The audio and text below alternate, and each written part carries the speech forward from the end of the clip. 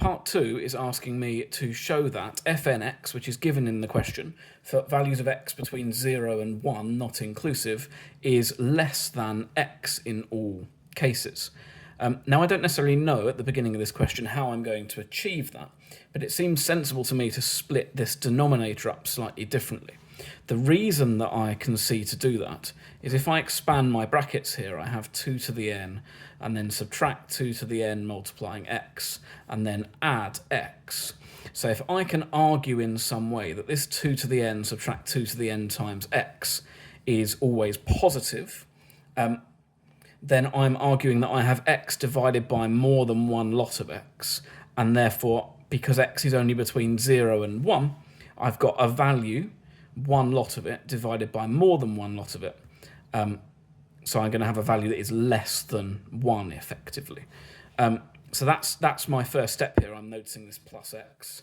And then to advance that argument, I'm going to say I have x over, and then 2 to the n, I have 1 subtract x here, and then add x. And so I know a couple of things here. The first thing is I know that 2 to the n is greater than 0. A positive number to any real power will always be greater than 0. And the second thing is I know that 1 subtract x is also greater than 0 because x is between 0 and 1. So what I'm saying here is I know, therefore, that my numerator, x, is always less than my denominator, 2 to the n, 1 subtract x, add x.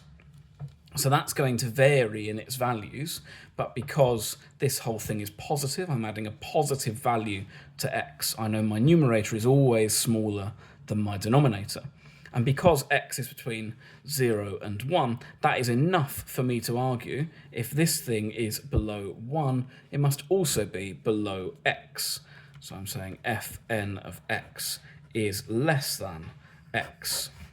We can imagine that in some sort of illustrative case. For example, if I have my value of x and then this whole thing here ends up being something like, I don't know, 0.5 in total, add x, then I can see here that my value of this thing must always be less than x because I've got x divided by a number larger than x.